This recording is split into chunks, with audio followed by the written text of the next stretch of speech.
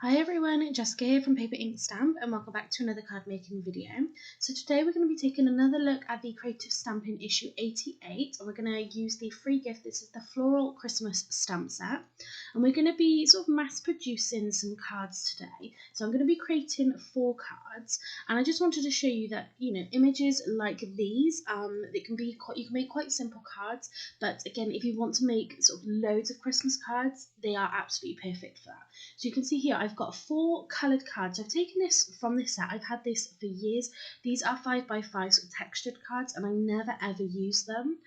So I thought I'd use them for today's cards. So like I said, I've cut them. They were 5x5 inch. I cut them down to about 10 centimetres. I do really love those sort of much smaller cards, especially if you are sort of mass producing cards like this, because it means you don't need sort of too many images and things to be able to fill that card up. So because I'm going to be doing a little bit of a production line today, so I'm using my stamping platform. I've cut down some white cardstock. So the white cardstock is 9.5 centimetres square. So I'm not going to be matte and layering or anything like that. I want this to be sort of as simple as possible. So if you're looking for cards to maybe give to school teachers, if you're giving them to your kids' friends, you want something a little bit more on the simple side if you are going to be creating loads of them. So the stamp that I've chosen today, it really kind of popped out to me when I first sort of seen this stamp set. It was one of the images that did really stand out and I thought it was really beautiful and it would be perfect for cards like this because you've got the bow, you've got quite a few different elements within this image itself, and I just thought it's a really, really fantastic size. So I'm stamping this across all 4 of my pieces of white cardstock. So I put it in my stamping platform, I've lined it up exactly where I want it to go.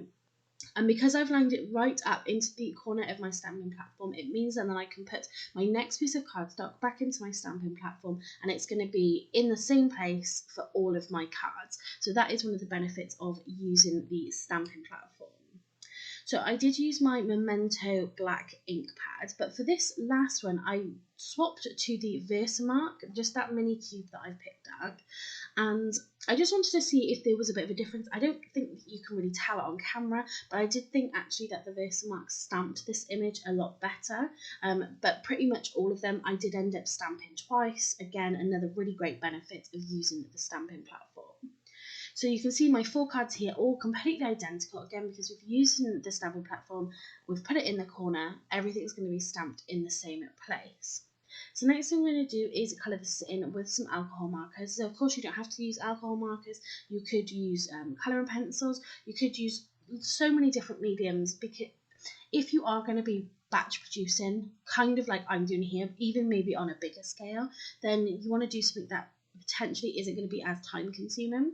So I use my alcohol markers and I did then still do all of that sort of blending, colouring, that you do with alcohol markers. So this did take a lot longer to do, but I could have just coloured it in one colour. I could have even taken it down just to 2 colours because the images aren't very big to really get all of that detail in there. So like I said, I made this a little bit harder for myself, a little bit more time consuming for myself. But again, if you are planning to do this and mass produce in this way, think about, so you don't want to sit there for hours on end sort of colouring the same image in again. So the 3 colours that I've used, again, only 3 colours, so really, really basic. I've used Alpine Green, Dark Red, so the Dark Red Blend and the Dark Red Shade. Because we've got that bow and those berries, I wanted to be really Christmassy, really festive. So I'm going to use the Dark Red blend for just the little berries, and then the Dark Red Shades, which is the darker pen, for that bow. So of course I have sped this up now in editing, but I wanted to sort of keep all of these stages in, like I said, because we're going to be mass producing and we are creating that kind of production line. So you can see that I've done all of the green leaves first, then I go in and do all of the bows, then I go in to do the berries, and really sort of having that system does make it go a lot quicker. So I do find it easier doing that sort of first step first, then moving on to the next thing. So when I first started out really in sort of crafting and card making, I made handmade wedding invitations, and that was kind of the way that I did it. Obviously you're creating 30, 40, 50 of the exact same product. It was easier to do one step for all of them and then move on to the next one. Of course that's just how I worked, that's how I worked back then, and I just think that is sort of the least time consuming, and it means then you can get that whole step sort of pretty much perfect each time. So I've finished colouring all of the leaves. I'm just going over the bow. So there isn't, like I said, there isn't lots of detail on this image. There isn't tons to colour in because it's relatively small. Like I said, you could definitely get away with maybe just using 2 colours or just using some watercolours. But I do think that this is a really perfect image for sort of mass producing cards like this. And I really love the way that these cards have come out. So I'm just coming to the end of finishing colouring this last card now. And when you put them all back together again, it's so nice to see, because it's not just a one-off card, it's really nice to see them all together and all looking uniform. So the next thing we're going to get started on is our sentiments for our cards. So I'm using 2 different sentiments here, and then I'm just going to do 2 of each, and that will be all the sentiments for our 4 cards. So I'm using A Peace on Earth and Joy to the World. I think these are going to be really great on the front of our card. I've just got some regular black cardstock. You've seen me use my anti-static powder tool there. I am using this Versamark embossing inks. This is a clear sticky ink, and this is really juicy in comparison to my sort of regular pad. I am really loving this one. Then what I'm going to do once I've stamped that is I'm just going to tip on some embossing powder. So this is the Sweet Dixie white embossing powder, and I'm just taking a paintbrush just to get rid of any sort of extra stray pieces of embossing powder that have stuck to my card. So this does sometimes happen even if you use an anti-static powder tool. So all I'm going to do now is just flip around my cardstock, because I've still got my stamps in the stamping platform. Again, this is going to make it much easier just for that sort of mass producing element. You could of course stamp both of these and then heat emboss them at the same time, which would probably be a little less time consuming, but obviously I didn't want my ink to kind of dry up by doing this sort of all in one go, so I did just heat set them separately. And you can see just using that paintbrush again just to get rid of those, and that's our sentiments done. And I really love these. I love the font, I love the different fonts together. I just think they make the perfect sentiments. So I'm going to use this mini guillotine to chop down my sentiments, but of course if you've got maybe a die that you want to use, if you've got a nice sort of fancy border die, anything like that, that would still work just as well. But just sort of for speed and ease, like I said, I'm just using this mini trimmer here, and I'm just sort of trimming this down. I'm using this guillotine rather than my regular paper trimmer, because when you start getting down to sort of sizes like this, you're not really going to have much to kind of hold on to, and because there's not much in the way of sort of guidelines really on here, I'm just kind of using the edge of the sentence itself and just using that, sort of lining that up in the same position in my guillotine and then cutting from there. That's usually, I don't tend to measure or anything like that. If I do cut these sentiments down, I just sort of use a point and make sure that I follow that same point for all of my sentiments if it's going on the same card. But like I said, so just trimming this down, super easy to do, and it's not a particularly big sentiment either, but I just think these are really beautiful. Like I said, I love the font and the mix of the fonts in here, and it's really nice and big, so if you do want to heat emboss this, again, that is going to work perfectly. So with these mini sentiments here, I'm just going to lay them out on my card just to sort of work out the position of these, and then I'm going to pop them onto some foam pads just to get a little bit of dimension onto the card.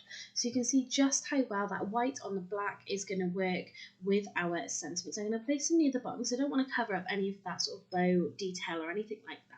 And because these are going onto coloured cards, I just didn't feel like it really needed anything else, because you've got that colour from the card itself.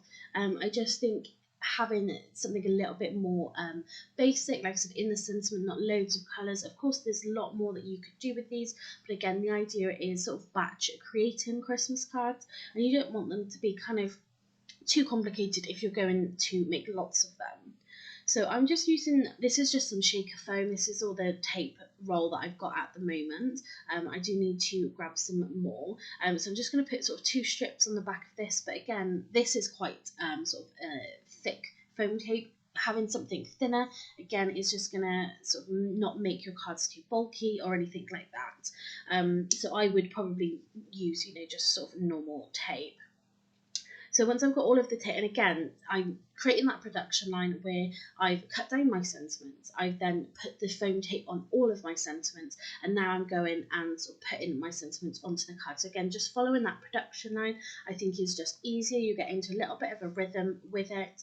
I just think it speeds the whole sort of process up a little bit.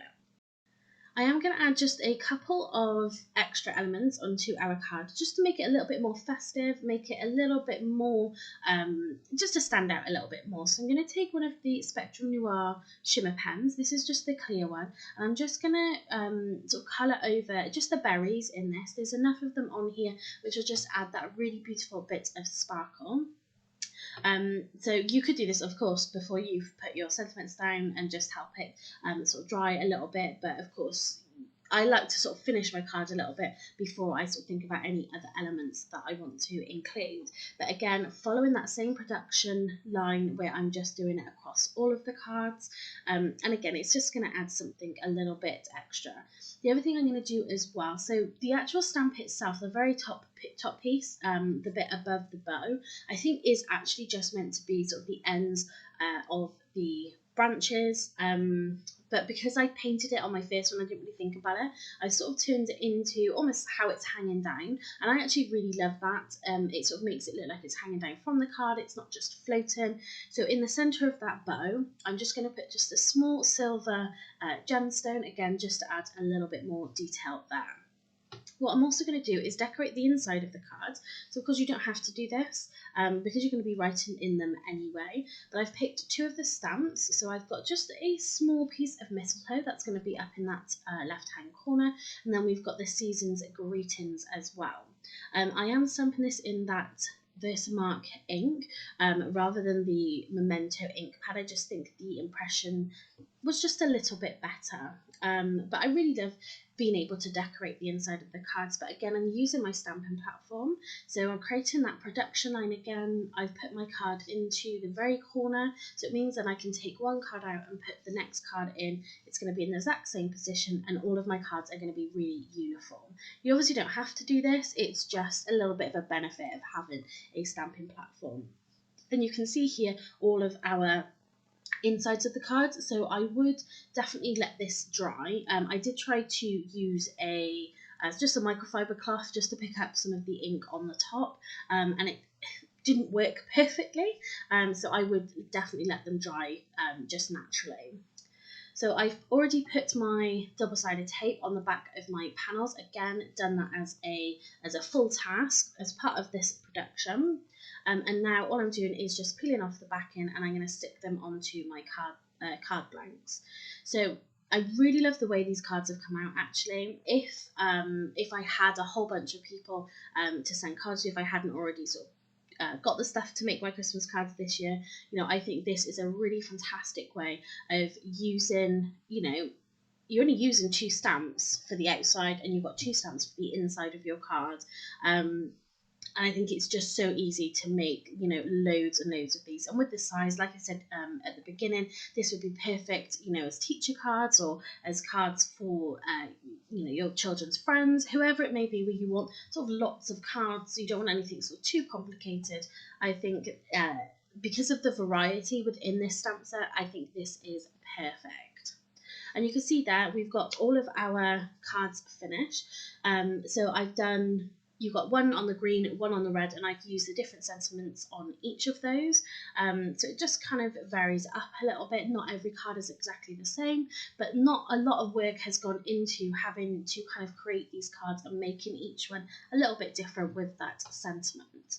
So you can see a close-up here, really simple card to make, but I still think it's super effective. Sometimes I just think those sort of more basic cards, again, there's so much more that you could do with this. You could ink round it, you could have done some paint splatter across the background, whatever it may have been. You could of course jazz this up so much more than what I have, but I just think as a basic card, I think it's really, really beautiful.